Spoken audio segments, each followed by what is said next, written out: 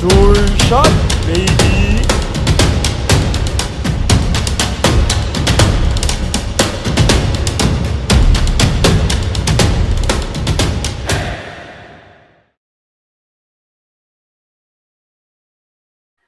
Good day, everyone. We're here for another episode of the DVD show. So, for today, we have former De La Salle Green Archer Team B and also for my former coach in Paref Southridge. And he's also a current correspondent in the Chase Down in Cignal TV and TV5. And I'll now welcome here to the DVD show, Coach Garren Elorde. Thank you for joining me here on my podcast. Hi guys, hi DV. Grabe, it's an honor to be here on the DVD show. Yun, syempre, matagal mo Siyempre, nang gusto dito pero hindi ko na schedule with you. Pero finally, nakuha na kita dito. So, yun, to start things off, syempre, pag-usapan natin yung NBA. Pero, kamustahin muna kita kung kamusta naman yung The Chase Down mo nga ngayon, yung new venture mo, yung ginagawa mo. I watch your guestings with these athletes like Kiefer, Kiana, gano'n. So, kamusta naman? that's all you watched? Oh, bakit? But yeah, okay naman. I'm enjoying what I'm doing with the show Chase Down, and they put the segment La Cuacha nga, with me in it. And in that segment, I feature athletes, and the twist there is I do a challenge from them. So with Kiefer, nagramen ako. I think that was the best challenge kasi masarap. Yung pinaka nahirapan ako was with Gretchen Ho. I had to bike in EDSA during rush hour. Pero I did it. So okay naman. Okay. So, yun ba yung magiging future mo? Like, yun yung gusto mo gawin muna, like, from now? Kasi magaling ka naman eh. Pag pinanonood kita, nakakausap na yung athlete ng maayos and stuff. Well, it's still connected to my course sa La Salle. I took communication arts, and then I was actually supposed to work for ABS-CBN as a writer. So after I graduated, I passed a workshop, a seminar na limited people lang, and I got in. What I passed was a script from my thesis na ginawa ko by myself, which was a full-length movie na connected rin sa boxing. It was actually inspired by my lolo's story. So, yun, ginawan ko lang siya ng relevance to what people want. Siyempre, may love effect. Yun. And then, I got in. But then, I didn't pursue it kasi it was that time I opened an Elorde branch in Alabang. And then, yun, medyo nawala na ako sa line of writing, journalism. And then I stuck to the business, and then ayun, I also played for Parañaque sa NBL, and then PBA Metro League. And yun, actually now I'm enjoying what I'm doing, but I'm still hoping I can still play for the MPBL Parañaque kung magkaroon, or kung magkaroon ng Parañaque sa Phil Basket. So it's still a dream. And yun, masaya maging athlete, and I like doing other things also. Parang yun nga, growing up kasi parang student athlete na. And mas gusto ko yung nagpo-focus ako dito, and then on my spare time, I do this. So, yun. Yeah, you mentioned na student athlete ka, and syempre nung pinag-usapan natin yung plan for this episode, you wanted to talk about the NBA kasi kakatapos pa lang ng regular season, and pareho tayo ng team na ni-root for ever since before, which are the Boston Celtics, and they went on a massive turnaround from like 11th in the East or 10th, barely making the play into one of the top tier teams now in the East. So syempre gusto natin mag-start sa team natin. So ikaw, nung nagsa-struggle ba sila nung unang like 2 months ba yun, or 2.5 months? Kinakabahan ka naman na baka ma-trade yung star players or ma-fire si Ime Udoka, or madaming problema na pwedeng mangyari? What was your thoughts nung una? Well, syempre parang starting with the season nga, na parang rough start, diba? And parang feeling ng mga ibang NBA fans, lalo na yung mga fans ng ibang team, wow, wala na yung Boston Celtics, or like mahina or kulang pa sila sa star player. Or gusto pa nga nila paghiwalayan si Jaylen Brown and Jason Tatum. saying that they can't work together. But obviously, nag-a-adjust lang sila with a new system, with a new coach. And syempre, yun nga, we just have to trust our team and Brad Stevens, diba? So yun lang. And we saw a big turnaround. Ngayon, number 2 na sila. And coming into the playoffs, they had the chance to avoid the Brooklyn Nets, diba? Pero most probably, yun na yung katapat. But then during the regular season, parang yung standing natin. Kasi Celtics, kasama tayo sa team. the Nets was, 3-1, di ba? Pero dun sa 3-1 na yun, one game lang yung naglaro si Kyrie with Durant. Yung iba naman, wala si Durant. Isang game lang with Durant. So, pero for me, I'm very confident. Ang dami na nakikipag-bet sa akin ngayon na tatalunin yung Celtics ng Nets. Pero syempre, confident pa rin tayo. We have to trust the system. And lalo na, a lot of people are stepping up. Marcus Smart, di ba? Parang pwede pa maging Defensive Player of the Year. Wala nga si Time Lord, pero it's a big possibility na makakabalik siya. So very hopeful. Very, ako, tiwala lang ako sa Celtics. So, yun. Kanina kasi when they were against the Memphis Grizzlies, they could have lost on purpose and actually slid down to 3rd or 4th, depends on the Philadelphia result. Pero yung Bucks naman, before kasi nung last year, they didn't dodge any opponent. Like kahit Miami na yung nakalaban nila, hindi nila dinodge. Tapos tinalo nga nila sa first round. Ngayon, parang sabi nung iba, ayaw nila kalabanin yung Brooklyn. Kaya nagpadalo na sila sa Cleveland kanina. So ikaw, as a player din and as a coach, what do you think of that na parang would you dodge an opponent just because you match up better with Chicago or Brooklyn? What's your thoughts? I think it's a smart move. I mean, any team or any coach would strategize to do something like that para lang magkaroon ng advantage. I mean, pwede ka maging confident but you can't be overconfident rin na parang you'll be complacent just because yun pride na yun if you don't want to do that. But if you're strategic like that, okay lang yun. I think that's smart. And any coach can do that and would do that kung mapapaganda yung standing or ng advantage ng team mo, diba? So, Tapos yun nga, so, let's just say manalo nga yung Boston sa Milwaukee. Since nga nagpatalo nga yung Milwaukee na pinahinga nila yung players nila, pag nag-game 7 yun, or pag naglaban nga sila sa East semifinals, may home court advantage yung Boston. So, sa tingin mo, malaking tulong yun, kaya Ime Udoka and sila Jason Tatum, he played all the guys kanina kahit they could have just rested them as well. Yeah, also I think with the new coach nga si Ime Udoka, he's trying to sustain a different mentality now na we're not gonna back down from anyone or wala silang mamaliitin na game. Parang, like he said from the start, he's gonna bring out the toughness in the players sa Celtics. Na parang sabi niya, we're gonna bring out the dogs in the team. So, yun yung gusto niya gawin na parang they're gonna play every game. They're gonna go hard every game. And, ayun, I think that's gonna benefit them in the long run. So, lalo na ngayon yung East, ang laki na ng ginaling. Like, nung time ni LeBron, like, no offense to him, but then the East was like a cakewalk in some years when the Cavaliers reached the finals eh. Pero, ngayon nga, yung East, parang 5 legitimate contenders yata pwedeng pumasok sa finals, like realistically speaking eh. So, ikaw naman, like you mentioned na nga the dog mentality that Coach Ime Udoka said, and yung dalawang star players ng Boston, si Jaylen Brown and Jason Tatum, like people say na masyado nga silang mabait, like even at the early juncture of their career, hindi sila ganun ka-aggressive pag big moments. Pero ngayon, nagbago na yung laro ni Tatum na he might get all NBA first team. So ikaw, ano nakita mo naman sa laro ni Tatum? Lalo na ikaw, idol mo si Kevin Garnett. Yung iba yung aura, yung charisma niya nung nasa Celtics siya. Nasa start na rin makuha ni Tatum yun now at his 4th or 5th year with Boston. Yeah, I think mas nakaka-adjust na siya. Mas natitake niya na yung responsibility as the star player of the team.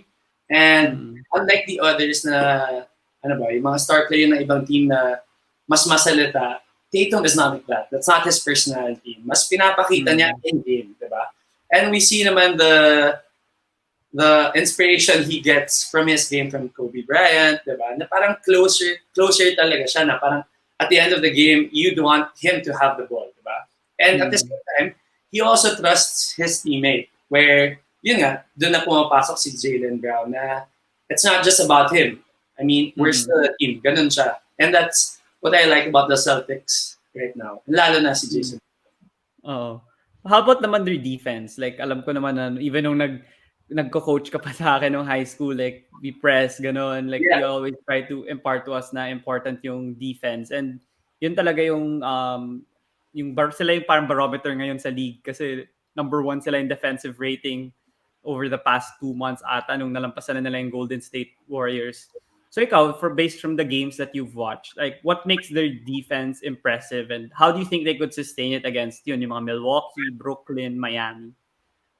I mean, like in any other team, I think the Celtics are undersized, but then the hard-to-play defense is there. I think yun nga yung napasok ng bagong coach. And it's that mentality to get the ball all the time. Na parang no matter if you're a guard, a center, a forward, tulungan talaga sa box out. Everyone gets the ball. Everyone gets to the right spot. And tulungan. I mean, that's how Celtics turned around their season by working together talaga on defense and on offense. So. Sobrang solid ka nung turnaround. Like, kahit ako pinanonood ko, lahat ng games nila, hindi ko na-expect na. I thought they would be like, 5th, 6th, kasi nga 11th na sila. Bihira yung 11th ka, tapos biglang, 2nd ka. So, it's been impressive na they've been blowing out teams talaga. Pero, yun, people still doubt them compared to like the Bucks who have the track record of winning the championship and Miami who reached the finals 2 years ago. So ikaw, ano yung mga parang kung ilang points gusto mong i-share na talagang tingin mo kailangan mangyari for them to reach their ceiling, which is winning it all? Kasi for me, they're like 2nd or 3rd best chance to win it in the East and represent that conference. I think it's all about consistency right now. I think they have a good momentum na kailangan nila i-keep na lang. Which I think they're really doing, which by playing all the players a while ago nga, sa game against Memphis, I think gusto talaga na mindset na matuloy-tuloy ng coach for all the players. And I think a lot of the players from the Celtics team are really trying to step up. Ako, natutuwa ako kila Pritchard, di ba, coming off the bench. Parang no matter, eto din, sinasabi ko sa inyo before na parang as long as you're inside the court, you're still valuable, di ba? Important ka regardless of how long you're inside, how quick. Whatever you do there will help the team win. So, yun lang. Talaga, I like how the teamwork of the Celtics is being emphasized right now and maximized. Talagang lahat ng players gumagana. So, I think that's the key to winning the championship this year. Sana talaga magkatotoo yan. And tagal na, 2008 pa yung last na nag-champion na. Actually, nung pumunta si Kyrie sa Celtics, kala ko may chance na mag-champion. Pero yun, nagkagulo nga sila lalo nung pumunta siya doon. Pero how about the other teams naman? Like, yung ibang matchup set na actually. Like, hindi pa naman Brooklyn yung kalaban ng Boston, like for sure. Pero parang 99% sure. Like, no offense to the Cavs. Like, I think Kevin Durant's gonna stamp his class on that game and secure that 7th seed on a few days from now when we're recording this. Pero how about the other matchups? Like, kunwari yung Sixers and Raptors. Kasi yun yung sa tingin ko, yun yung may malaking chance na magkaroon ng upset dahil si James Harden known to like fold pag yung mga big moments So ikaw, I'm curious, I've been wondering about this, but I wanted to ask your perspective. Si James Harden ba yung player that with the biggest pressure now entering the playoffs? Kasi ilang beses siya nagpa-demand ng trade kung saan-saan and ngayon ito na yung 3rd team niya in, I don't know, 2 years or 3 years. What's your thoughts on James? Well, I think right now, it's his best chance to prove himself. I don't think they're gonna win the championship. Pero teaming up with Embiid, yun yung dream niya eh. And it came through. I think, yes, tama ka. May pressure naman talaga on his part. Siyempre, kasi getting into the team that he wanted ever since, nandun na siya. And people are gonna be pressuring him on how far he can go during this playoff. Yeah. Nasa sa kanya din. Let's see if he's gonna go through or fold. Yung ibang series naman, like, yung ibang hindi pa nga set pero like the Suns and the Grizzlies and also the Heat are still waiting for their opponents after the play-in tournament. Sino ba yung mga ibang players na talagang nag-emerge siya parang league pass teams more pag may game tong player na to gusto mo panood na parang dati hindi mo naman siya masyadong napapansin. Like, sino yung talagang excited ka mapanood at the biggest stage now in the playoff? Well, siguro, Ja Morant is one. Siyempre, this year talagang nag-outshine siya. Pinakita niya na he can be the star player of the Memphis Grizzlies, diba? And he was really stepping up kahit na sasaktan siya, na-injure siya. He would come back. Diba? Other players would just rest it out or wala. But you can see that he plays with heart. Siguro not naman a player but a team. I like also the Chicago Bulls. Ganda nung iba-ibang players na pumasok, like syempre DeMar DeRozan. I feel bad for Lonzo Ball is out, diba? Wala na. Next year. Wala. And then syempre they have other key players also in the team na parang Caruso also is new to the team. Parang ang ganda lang nung chemistry nila. And you also see the leadership by DeMar DeRozan na napapagana niya nga lahat ng position, which is good. So, yun, I think that's a good matchup, the Bucks and the Bulls. Ano pa ba? Syempre, I think the Suns, no? Devin Booker and Chris Paul will not back down from anyone and they want to prove something again this year kaya nga they stayed together. So, yeah, it's gonna be a fun playoffs for sure. Sa East nga yung Milwaukee Bucks, people think na sila yung may highest chance of reaching the finals. Do you have the same sentiment or do you think the Celtics or the Heat or the Nets or even the 76ers have a better chance than the Bucks? Kasi some of them aren't fans of Giannis or him repeating or baka fluke lang daw. I don't know.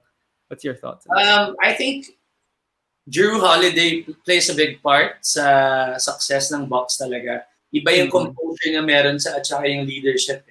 Parang without him, syempre, feeling ko hindi sila mananalo sa championship. I think.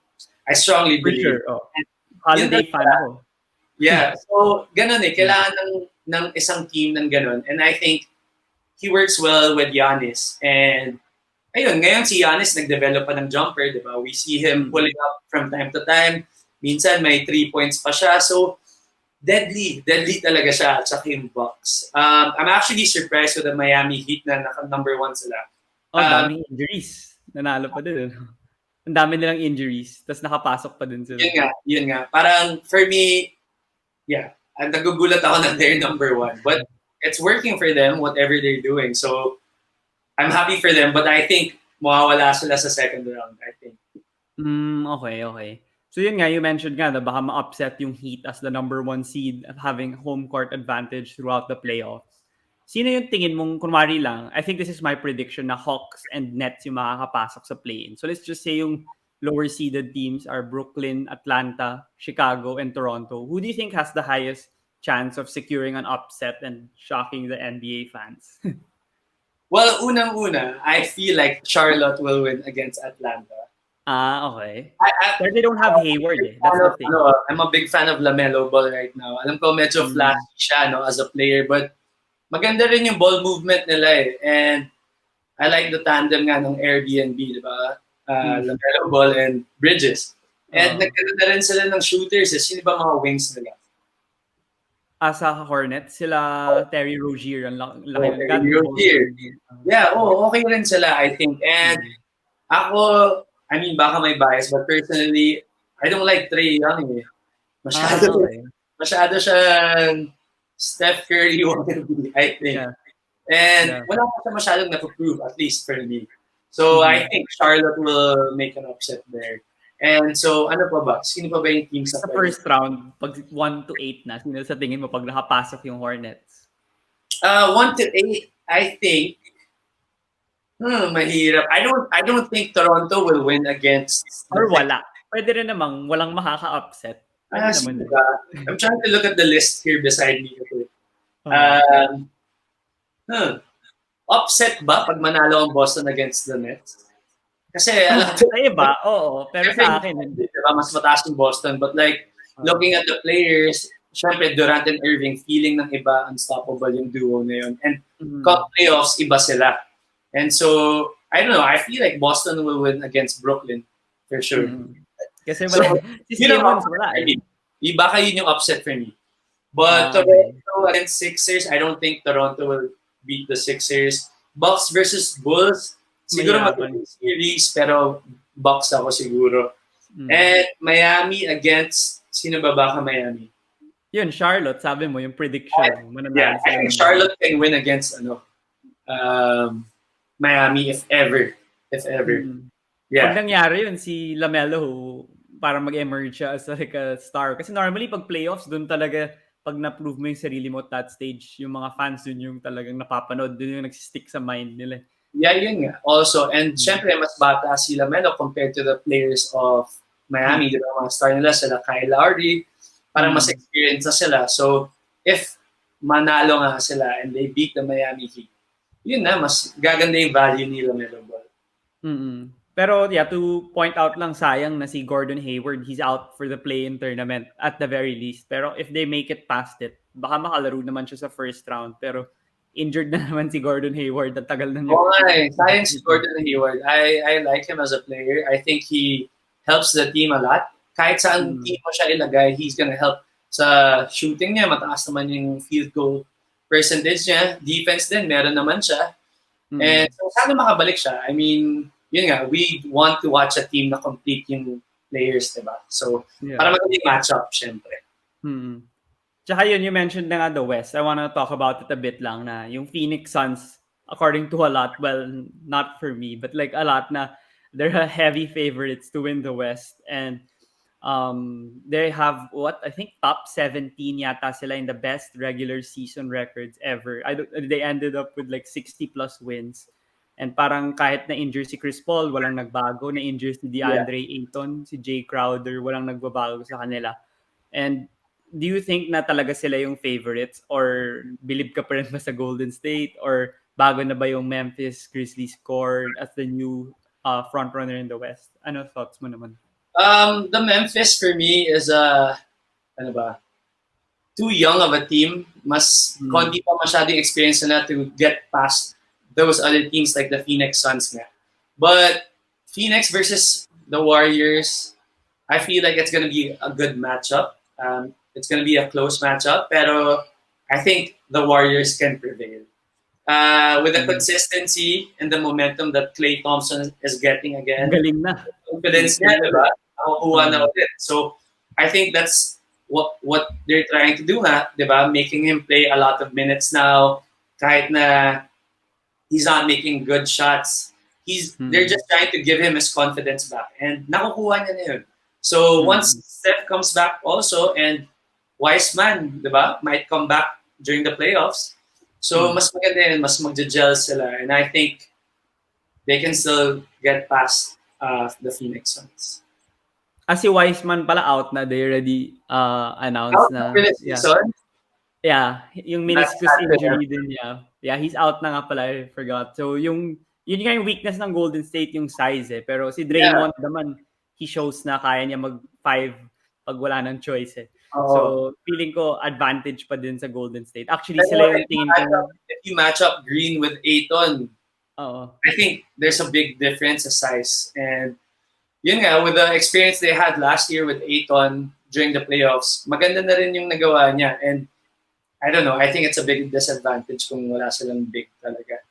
But maganda, in terms of scoring, okay sila. Jordan Poole, diba? Stepping up, grabe. He's becoming one of my players to watch out for. Ang galing niya, skill-wise, magaling. Wala akong masabi sa I like him. Pero same sentiments tayo. Feeling ko din Golden State, kahit third sila, tapos second Memphis, if they both prevail in the first round, tapos sila yung magharap, feeling ko mahirapan yung Memphis, yung pressure-packed situations, kalaban mo yung 3-time champions na big three, like Curry, Thompson, and Green, feeling ko mahirapan talaga sila with an average age of 24 years old. Dalawa lang yata yung veterans nila, si Adams and Anderson. So, it's like a learning experience for them. Parang yung OKC nung time ni Durant, like, they lost a few playoff series before reaching the finals in 2012. Parang baka ganito din yun for them. It's gonna be a learning experience din. And bata pa nga sila, they just need to keep their core intact. Pero yun, in the West, you mentioned na the East kanina na baka magkaroon ng upset in some series. How about here? Like, siguro Phoenix, I don't think ma-upset sila sa first round kasi pakakalaban nila Minnesota, New Orleans, Clippers. Wala yun, di ba? I think. Unless Kawhi comes back. Yeah. Tapos yung Memphis, I'm not sure what your thoughts are with either Minnesota or Clippers. And then we have Denver versus Golden State and Dallas versus Utah. And to note lang na Luka got injured kanina, so I don't know what the status is in entering the playoffs next weekend. So ikaw, tingin mo may team ba na may chance pagka-upset, or do you think the higher seeds are? Wait, Utah is not part of the playoffs? Utah, Dallas, 4-5 sila. Utah, Dallas. Gusto ko nga na matchup sana sa playoffs, Utah and Memphis. Ang ganda kasi ng Donovan Mitchell against Ja Morant, diba? Pero I don't think that's gonna happen. And parang mukhang magbe-break na rin si Mitchell and Gobert after this season. And I think Dallas wants to get a big man in Gobert. So, but anyway, upset. Magandang matchup yung Denver against the Warriors. But kulang kasi yung Denver kaya mahirapan sila. But there's a chance Murray is coming back, diba? Wala na daw.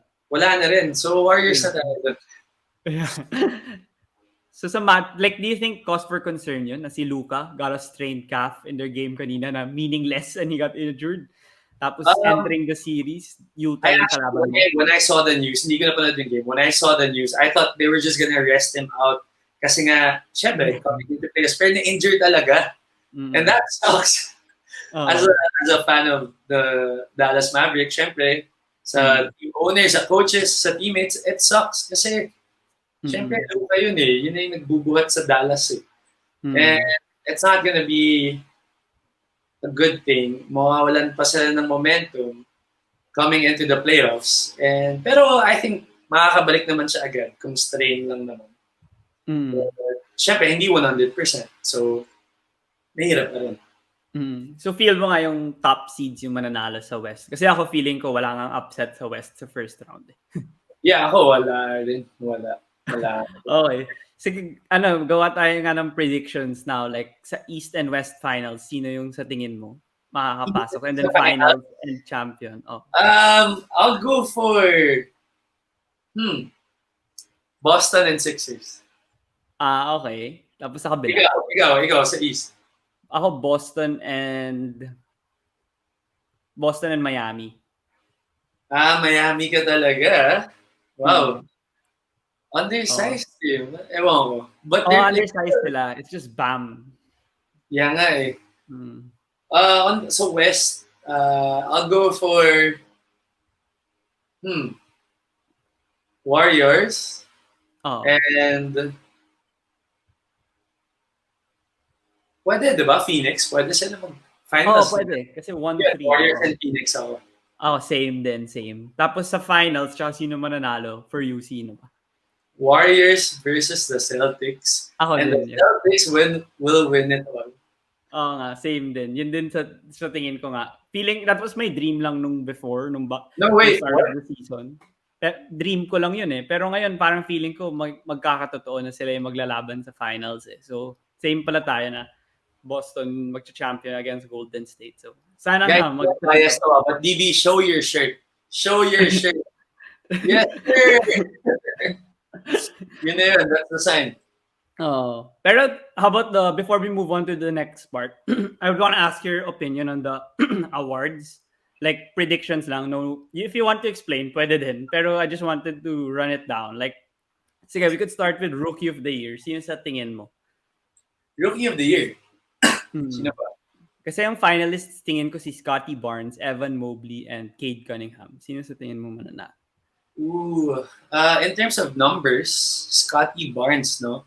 But si Scottie. Yeah, Scottie Barnes. But in terms of impact, I think it's Mobley sa Cavs. Parang grabe yung pinapakita niya Yun nga, a lot of people are comparing him to Kevin Garnett. And it's a big ang ganda ng effect niya sa Cavs ngayon. And nagiging sila, di ba? Parang a lot of fans and a lot of teams are surprised with how successful the Cavs are prevailing this season. And I think he plays a big part. So yun din, they're a very young team na malaki yung potential going to the next season. How about the coach of the year? Like, honestly, kasi I want Ime to win, but then since nga they weren't good at the first half of the season, like feeling ko Monty Williams is gonna win, especially after he didn't win last year na dapat siya yun actually. Si Tom Thibodeau yung nanalo. Ikaw, sino sa tingin mo? Ah, well, ako personal lang naman to. I don't want Ime Udoka to win, syempre. Kasi ang ganda. It's so obvious what he did to the Celtics. And ang laki nga nung difference nila, di ba? Na turn around, yeah, sabihin mo na nung start, hindi talaga. Well, part yun eh. Kasi nga they're adjusting to the new system and to the new coach. Pero sana naman tingnan nila yung progression ng team.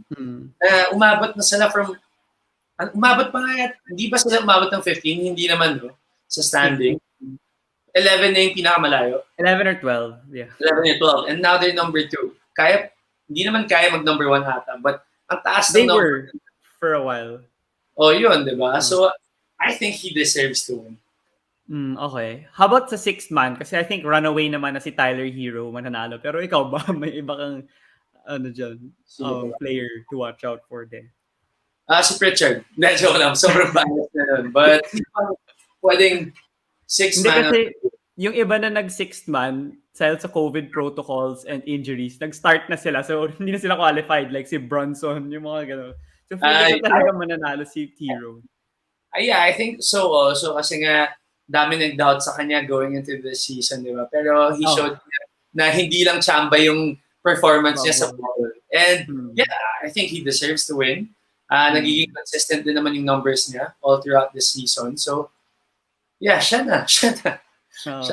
How about in most improved player? Like, ito madami itong candidates. Dejounte Murray, Morant, Darius Garland, may Desmond Bain, may Miles Bridges. Pero for me, I think the one who will win is Jordan Poole. Ikaw? Well, I told you a while ago nga na I like Jordan Poole right now. Sana siya manalo kasi ang laki ng jump eh. Like you said, like Ja Morant also nga, ang laki rin nung nagiging impact niya and yung consistency niya for the Memphis. Pero ako, Jordan Poole. Sino pa ba? I'll try to think of someone else. Jaylen Brown siguro. Kasi grabe rin yung mga naging improvement niya and consistency in terms of crunch time and nagsasabay sila ni Tatum ng 30 points in a game. Parang hindi pa yung nangyayari before. Sino pa ba? I'll go for Zach LaVine din. Pwede rin for me. Okay. Yeah. Top contender. Kasi nabubuhat niya naman yung team, yung Bulls. And yeah, nagiging inside and outside na yung play niya. So, yeah. But I think Jordan Poole. Yun na lang, Jordan. Defensive player of the year. Baka pareho na tayo. Marcus Smart. Diba? Yes, sir. Marcus Smart. Yeah, ako Marcus Smart talaga. Kasi kita mo naman yung size niya, di ba? He's not that big. 6'3", 6'4". But grabe, lumalaban talaga siya sa box out, sa rebounds. And he dives for the ball. Which I keep telling you guys before, di ba? And yun, sobrang effective niya. Efficient siya inside the court. So, yeah, Marcus Smart. Let's go. Sana first guard to win it, if ever, since Gary Payton in 1996. So, yeah, kaya ba moniker si Marcus Smart? Wala akong alam. If you were to give him one? Wala akong maisip. Check ko sa Basketball Reference habang... Dapat meron akong maisip.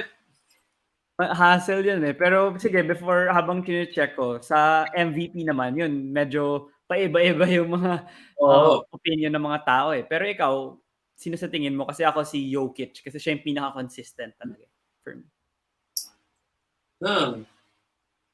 Tatum ako. Pero siguro Giannis. I'll go for Giannis more than Jokic.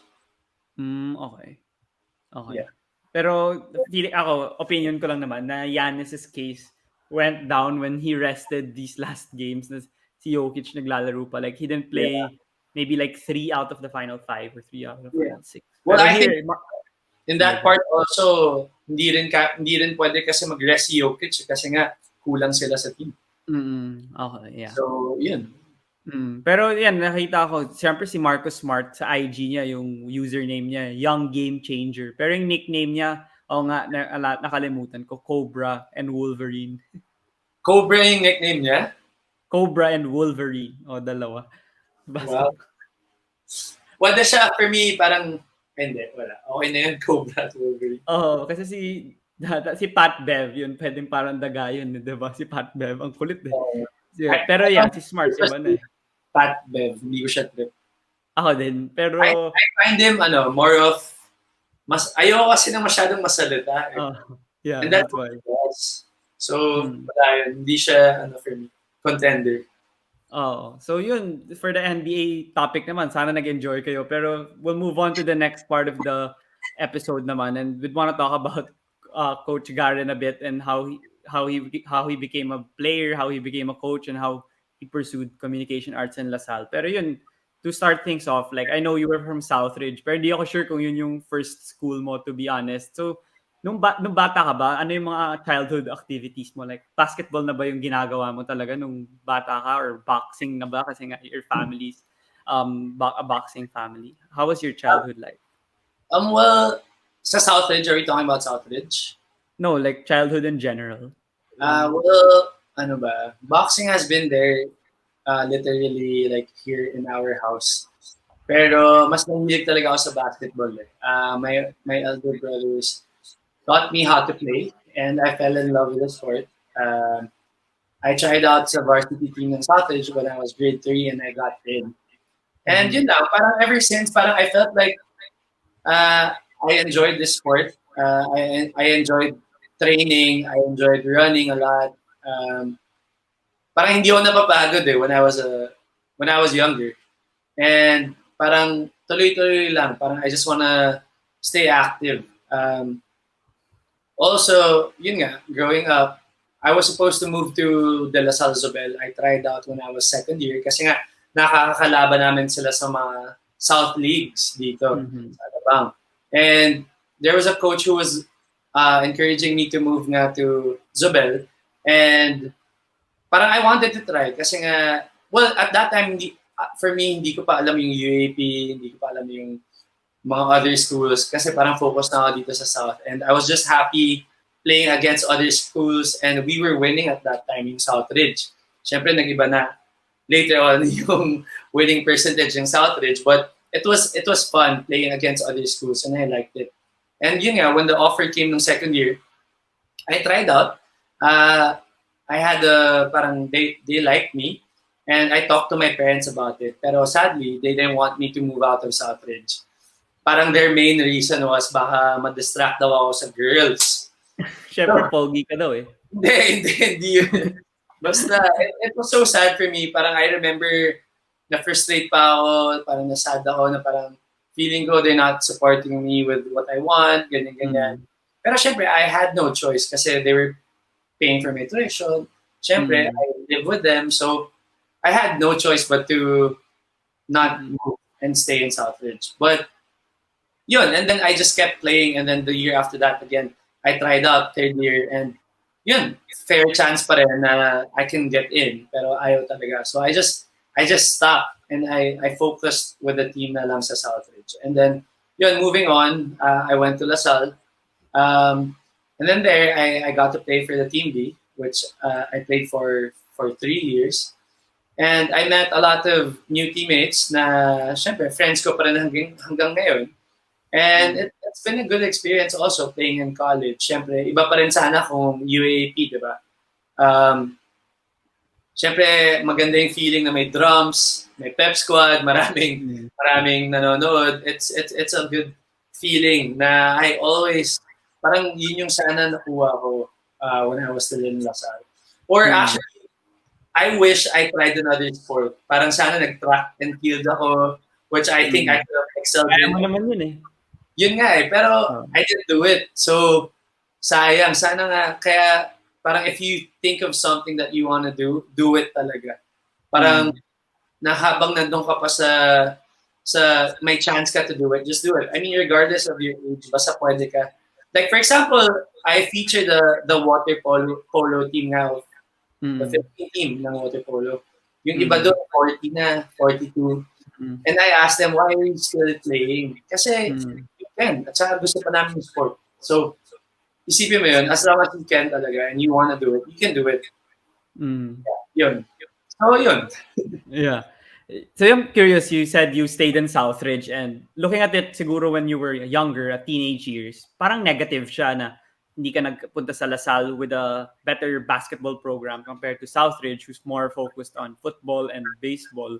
Yeah. Pero since nga you stayed in Southridge na ata since grade school and high school, ano naman yung mga positive na napulot mo from your stint of staying? I mean, despite nga the less exposure in basketball, how about maybe in basketball also with your teammates or coaches, meron kang mga napulot or even outside of the court? Well, I'm very thankful also with the coaches that I had. Siyempre, si Coach Ricky, I think you guys met. Yeah, we had him.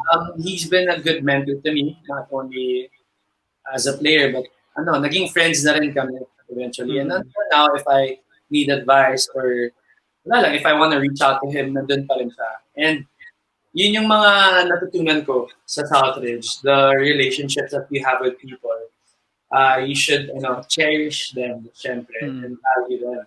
Kaya nga with you guys, when I coach you guys, it's not, I keep telling you guys na parang I value everyone in the team, not just as players, syempre as people that, as my friends na rin, like younger brothers.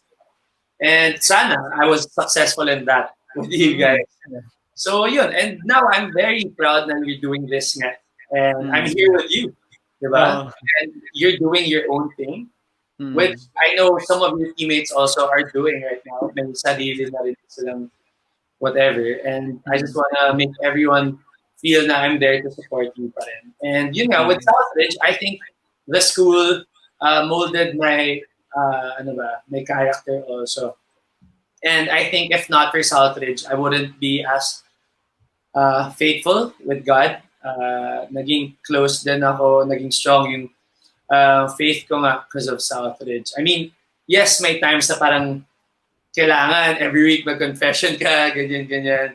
It became I don't want to say it's been a forced habit, pero I guess it's a good a good training siguro, or marami rin naman ako naging realizations because of that.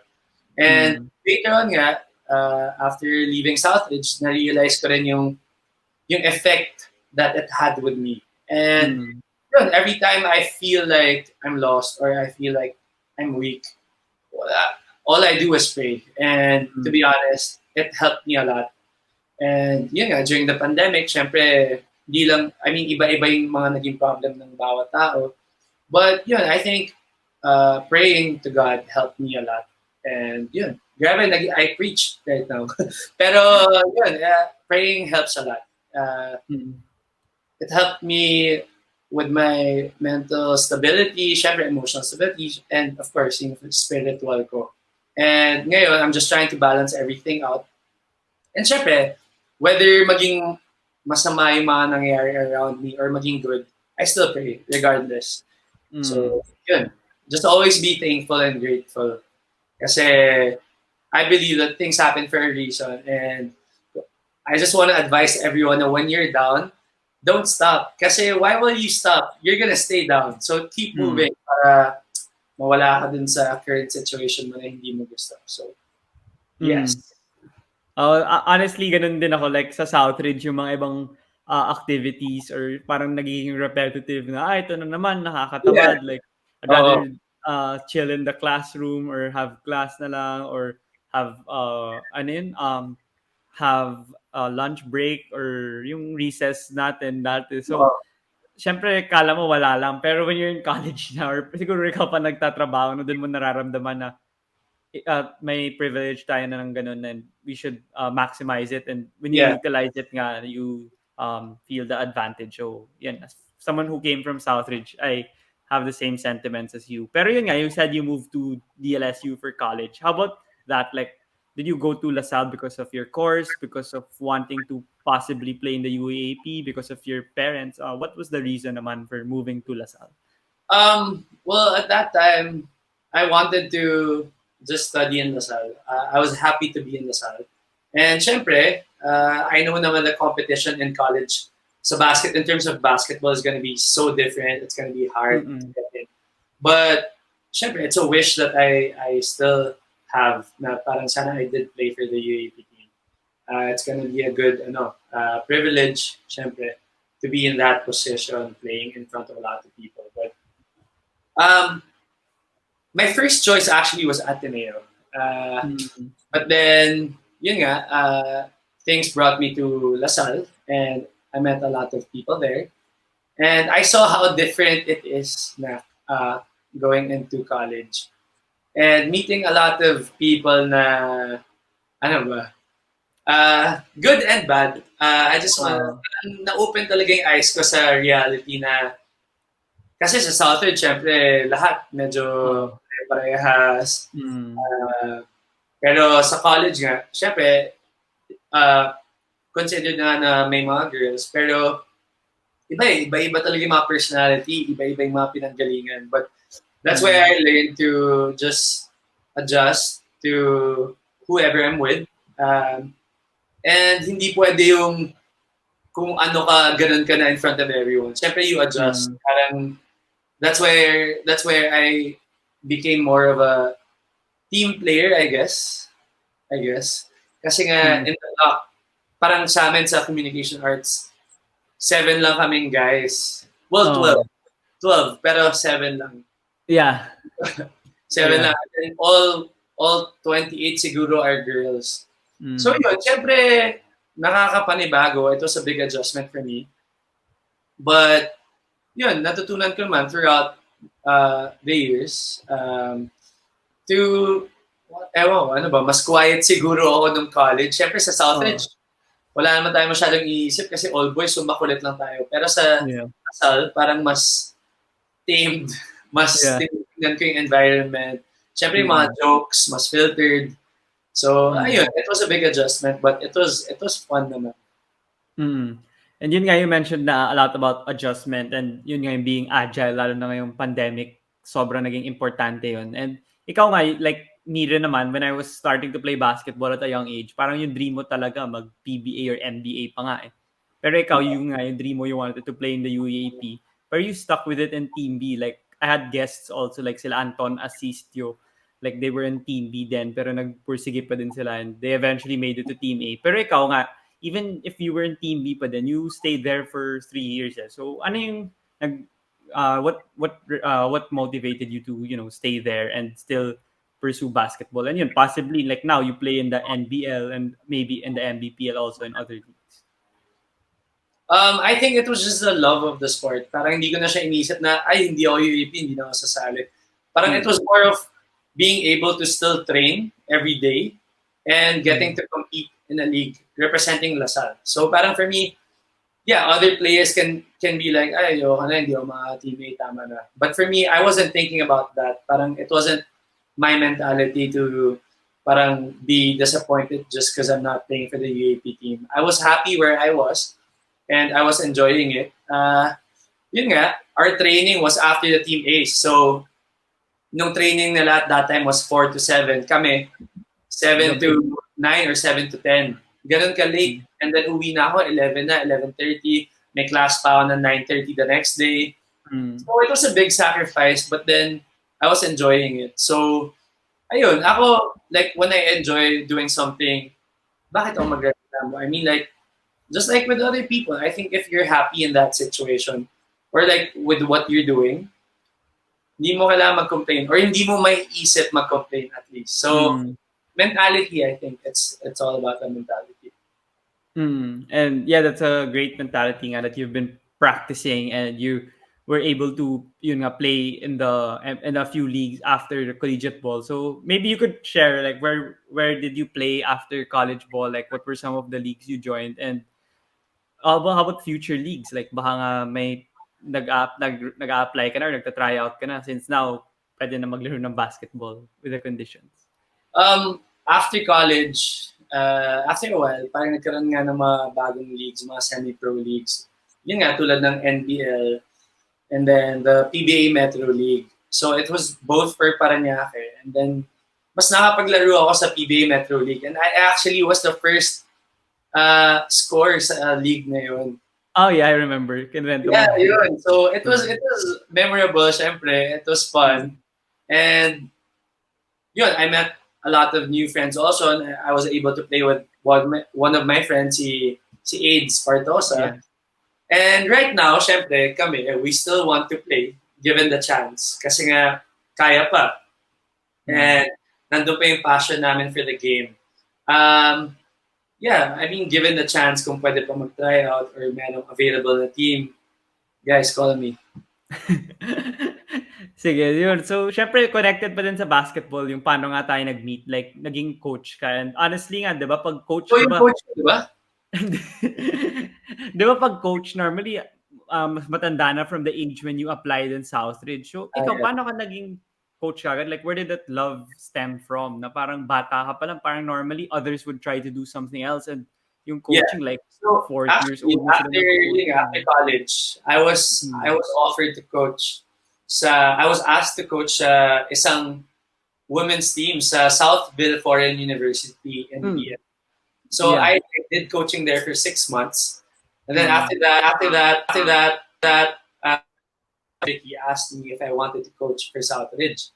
So syempre ako, parang I was thinking about it, pero parang no-brainer naman kasi I want to give back also to the school. So at that time, I had very little experience kasi nga of that women's team. Pero parang naging clinic lang siya kasi hindi makapinagkaroon ng league. But parang I realized I enjoyed teaching or at least helping others out with their skills, lalo na sa sport ng boxing pala, basketball. So I did. I tried coaching for Southridge. I think I was 24, 25, mga ganun. Bata pa nga, yeah. Bata pa nga. So I did. I tried it out. And okay naman. I enjoyed it. And I was learning along the way. And throughout the games, nakikita ko rin trial and error ako sa mga plays, sa mga strategy. Pero I just tried to bring in what was effective growing up. Yun nga, lalo na sa defense, yun naman yung tinuturo sa inyo ever since. Sa Southridge, ganun na. Sa La Salle, ganun na rin. So, I brought it back to you guys. And yun, parang whatever works, you bring it to help the team or whoever, diba? So, yun. Yeah. So, yun nga, you mentioned na bata ka pa nga nung nag-coach ka. And lahat naman, kahit yung mga nasa pros or whatever, pag bago sila, kahit 40 na nga sila, pero kung first time nila naging head coach ng isang school or ng isang team, nahihirapan ka agad sila kasi adjustment period, gaining the trust of your players and all these things.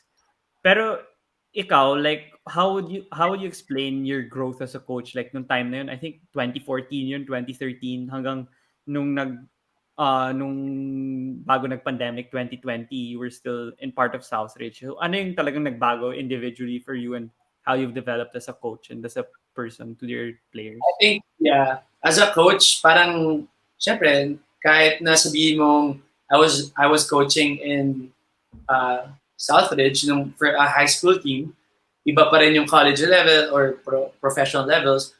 Pero iba pa rin kasi throughout our experiences together sa mga games nga, iba-iba eh. Iba-iba yung nangyayari.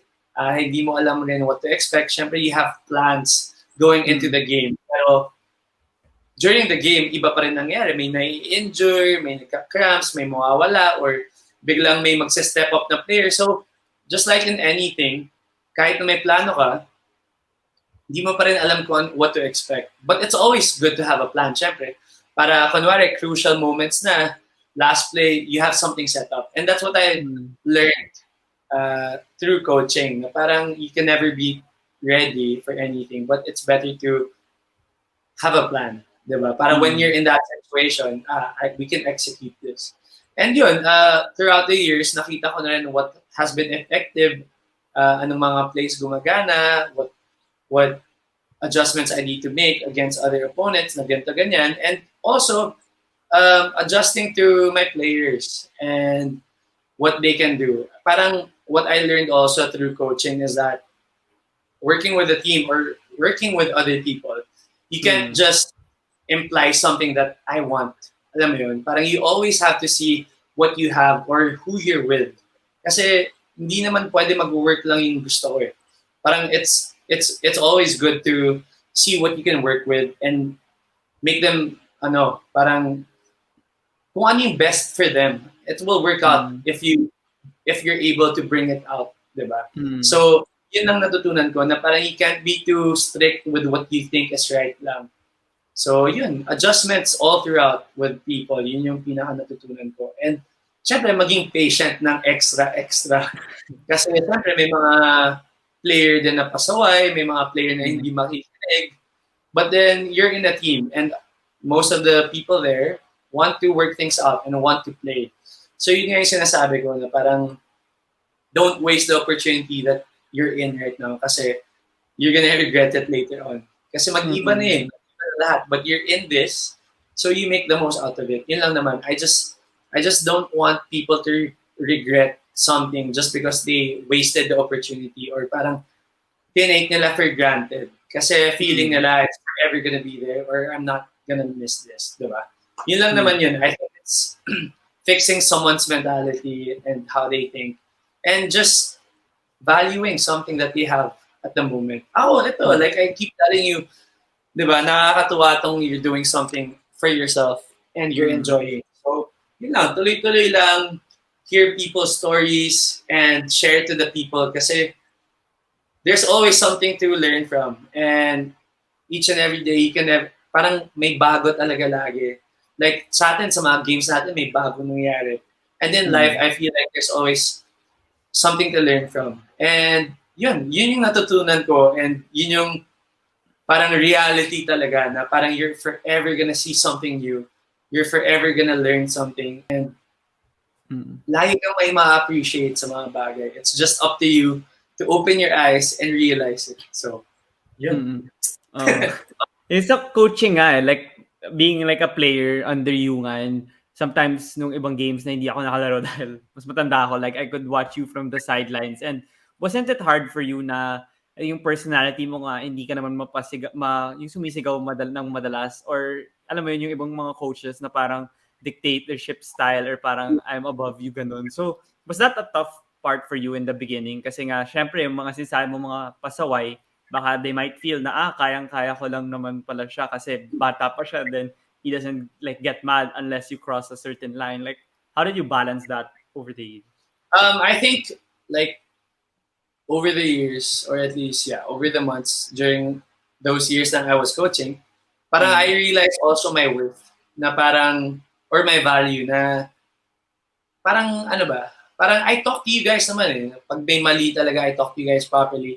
Parang shouting at a player or pinapahiya yung ibang player, which other coaches do.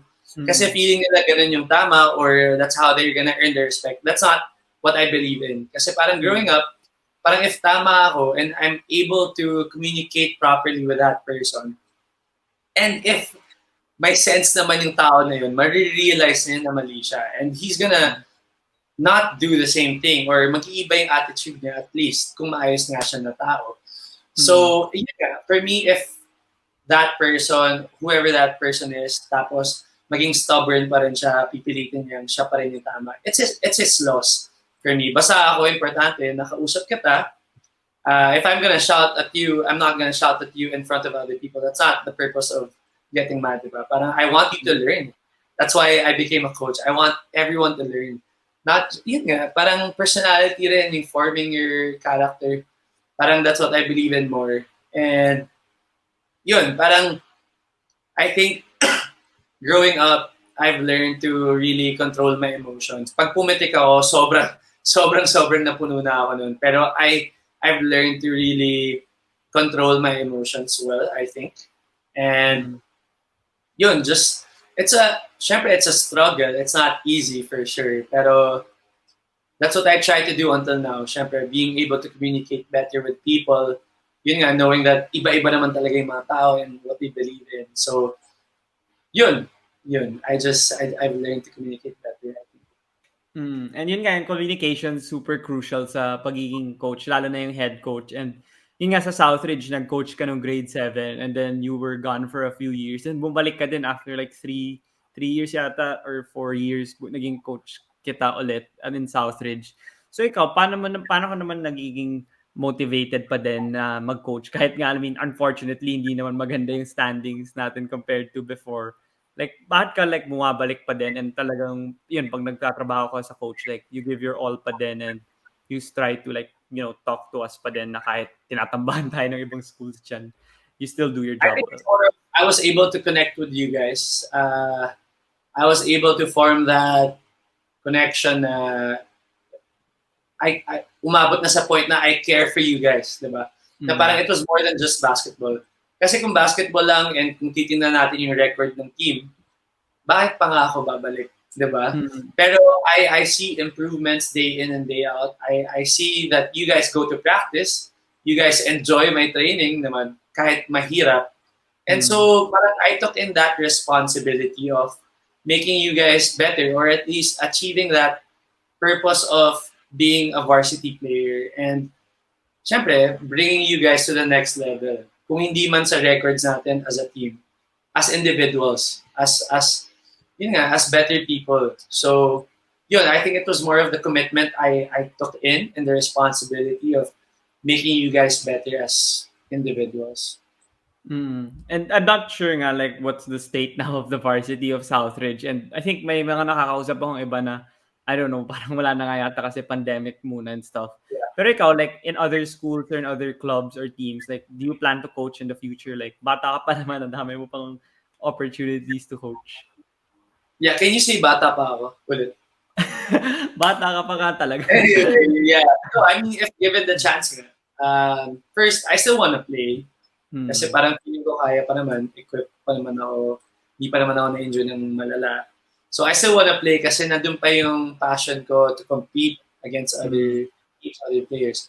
But if given the chance to coach, I would take it kasi nga I like coaching. I find it very therapeutic kahit na nakaka-stress yung mga ibang player. I find fulfillment in helping other people become better. So yun, given the chance, I would. And you mentioned kanina na teamwork helped you a lot. I think earlier part of this interview. Pero yung sports ba, since nga you've been doing it and yung passion parang hindi naman nagpa-plummet sa'yo, like it's still there for all these years. Yeah. So ano yung nadala ng mga sporting events or yung mga sporting circumstances in your life that really you cherish a lot? Like yung may mga virtues ba na tumatak dyan? May mga experiences ba that you encountered na makikita mo lang sa sports na talagang really helped you with other aspects of life? Wala na ako mag-virtue of the month speech sa Southridge. But yeah, sports has brought me a lot of realizations in life. A lot of heartbreaks. Siyempre, not just in basketball. Siyempre sa mga boxing matches na we hold or I go to abroad. Alam mo yun, when we have boxers that fight abroad tapos natatalo, masakit tanggapin, but we know that it's part of the game, it's part of the industry. And you have to be able to get back up from it na parang yun nga, you need to learn and move on. And only, parang, it's not the same with everyone kasi yung ibang tao, syempre, pag nagkaka-heartbreak, minsan nadadown lang sila. But other people, after a heartbreak, they become better. And yun yung gusto ko sana sa mga athletes, at least sa mga mindset ng athletes na if you lose or if masaktan ka, wag sana mawala yung fire mo to compete again. Kasi it's easy to give up in everything, in whatever sport you're playing or you're in or in life, na parang when you're down, parang feeling mo lagi end of the world na parang nothing can happen na okay after this, parang ganun. But I've realized also, after those losses, after those heartbreaks, na after that, it really hurts. You have to feel it. Pero you have to move on. Kasi ang dami pa eh. Ang dami pang boxing na lalabanan, ang dami pang games na lalaruin. And hindi naman matitigil yung buhay mo dun eh. There's still a lot at stake. There's still a lot of opportunities that can come in. It's just about moving on. I mean, it's easier said than done, but yun nga yung na-realize ko all throughout coming in with going to matches with different boxers, playing in games with different teammates. So yun, parang yun lang talaga yung na-realize ko overall na you have to move on with everything. That's really Diba? great na sana mapulot ng mga viewers yan na sabihin nila words of wisdom mo. Pero ikaw nga, Yeah. like, since nga you mentioned na you were a young coach, so syempre yung experience mo limited pa with yung Southville. Tapos, yung communication though is one aspect na you thrive on with us. Kasi nga siguro like yung age gap di naman ganun kalaki from us, so you can relate to our interests and Yeah. how we talk to each other as teammates. So you could communicate with us better. So how would you explain to the audience na coaching is not just all about the X's and O's, yung aaral ka ng film, mga ganun. Like, I know that's one aspect of coaching, pero yung other aspect is yun nga, being a leader and being there for your guys and communicating with them and getting the message across. So how would you explain the massive importance of that in coaching? Or in sports in general? Yeah, I think sports in general or coaching din, you take the responsibility nga of leading a team, leading players that are younger than you, or in other cases, pwede naman older than you, but you take in the responsibility of making everyone better, not just one person. It's not about you, first of all. It's not about me, but it's about the people you're coaching. Kaya nga, like when I tell you guys, when we play, when you guys win, it's about you guys. It's about Southridge, diba? It's about the team that you're representing. But when we lose, I take in the responsibility kasi ako yung nasa wheel eh. Ako yung nagko-coach. So the other, like the parents, the other people that watch our games, ako lang yung nakikitang mali. And it's okay. Parang kaya ko naman tanggapin yun. Kasi nga, ako yung leader.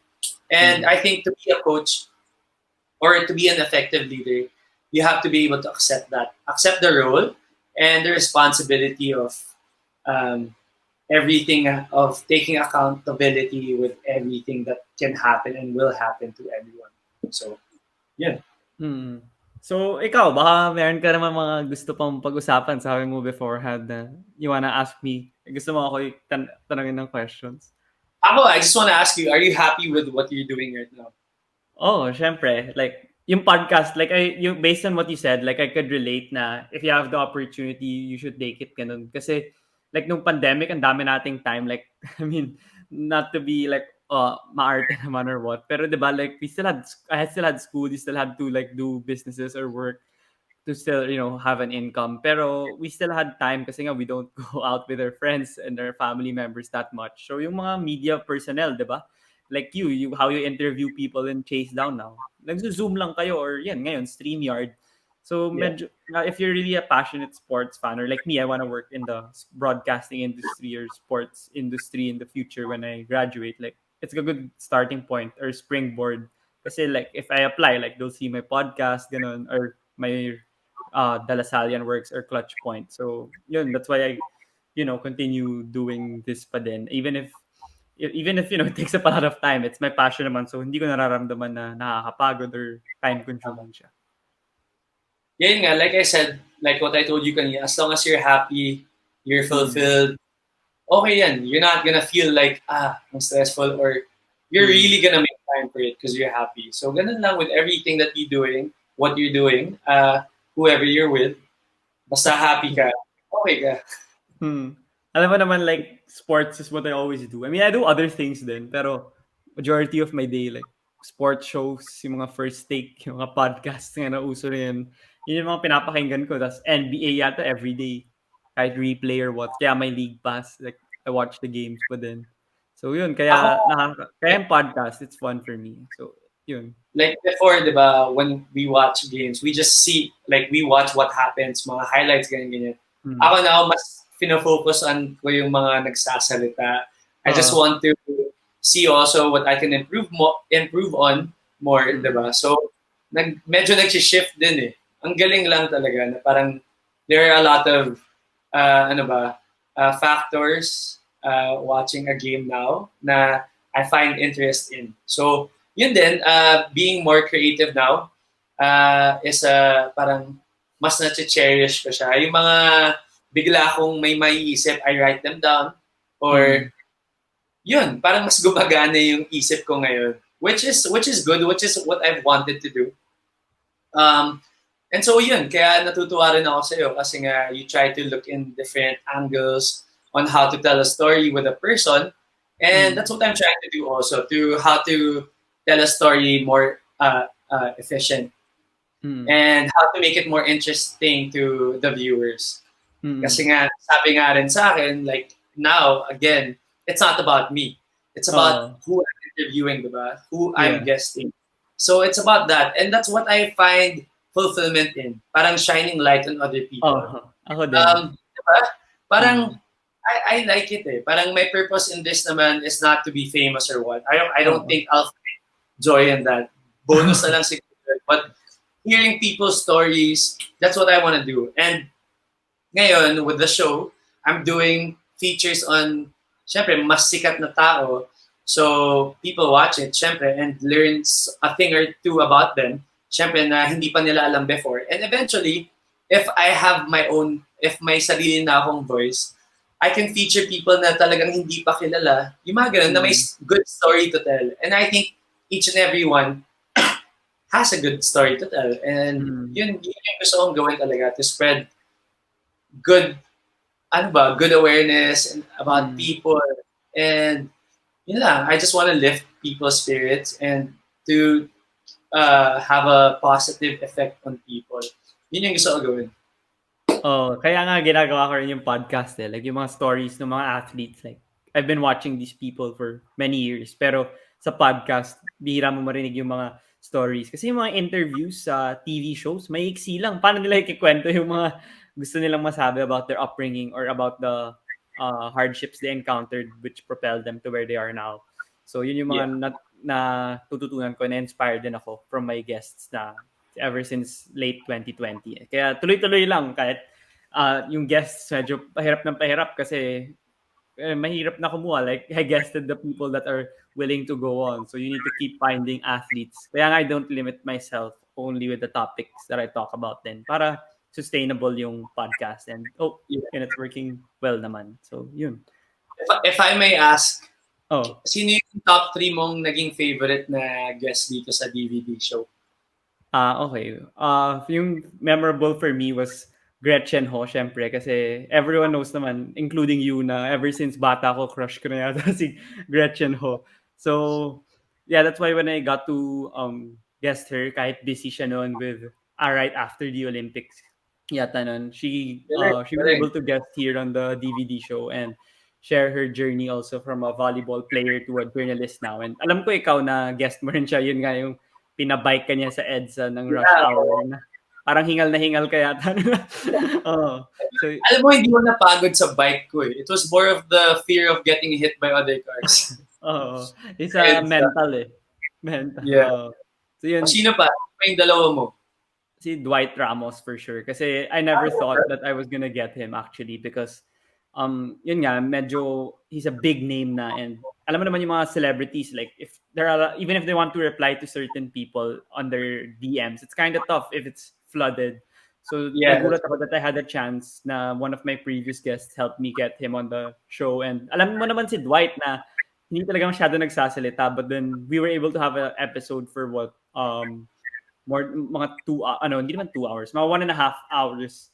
And he was able to share his story. Lalo na in the States, hindi naman tayo familiar what he went through there kasi gilas na natin siya nakilala. So, yun yung isang na gustuhan ko eh. So, syempre yung isa pa was, sino nga ba? Sino? I could say maybe si Migs Bustos na lang since he's like the first one I had. And the first guest I had kasi yun ba everyone knows na he's from ABS-CBN and siya yung siya rin yung tumulong sa akin na gumawa ng podcast. Like he gave me also the confidence na kaya ko daw gawin ganun, and he helped me kasi coincidentally lang I joined his parang raffle ba yun in one of his YouTube channel videos, and ako yung nanalo na naging friends kami. So he's been there always, like if I need something, like some of my guests I developed relationships then, and he's one of the ones that I became really good friends with. And meron din naman mga iba, pero siya yung talagang like he helps me then I help him then when he asks for help. And yun, that's why I wanna be like him then in the future. So, ikaw, baka sino yung mga lala mong mga gusto mong guests ko? Sa dami ng na-guest ko na. Sa'yo? Like here, in my Who I podcast. want to guess? Like, yeah, from the ones I had. Like, sino yung mga... Hindi. I like Gretchen Ho, syempre, yung interview mo with her. It was very, ang dami mo talaga matututunan sa kanya. I also enjoyed watching, sino ba? Sino? Bakit? Sino ba? Sige, si Mix Bustos din. He's a friend of mine, si Mix. And, yun, magaling rin siya. But who else? I liked, gusto ko sana sabihin, Jeron Teng, pero wala pa pala, no? Hindi ko pa lang. Tama? Hopefully, in the future. Yeah, he will, I'm sure. Kasi mabait naman yun and he has a lot to tell also. Tsaka,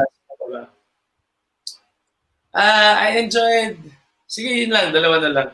Okay. Sige. So ikaw, baka may gusto ko pang pag-usapan or mag-move on ako dun sa final questions na standard na tinatanong ko. The final question. Okay. Hindi final question. Questions. Pero basic lang naman. Like, for sure masasagot mo yan. For fun lang. Pero yung una medyo seryoso, I'm pretty sure masasagot mo.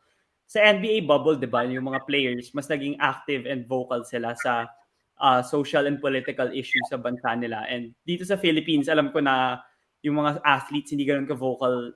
Like now, noong 2022, mas naging vocal sila with the elections coming up and yung mga issues na nangyari nung pandemic na madami, I don't wanna list them down. And they were like expressing their views kasi may platform sila na yung mga followers nila may influence with the beliefs that they have or the opinions they have on certain issues. So sa'yo, like yung mga media personnel like you're in media now, or yung mga coaches, everyone in sports, like yung mga players, do you think okay lang na maging active sa mga political issues or social issues? Or do you believe na dapat separate yun from the game?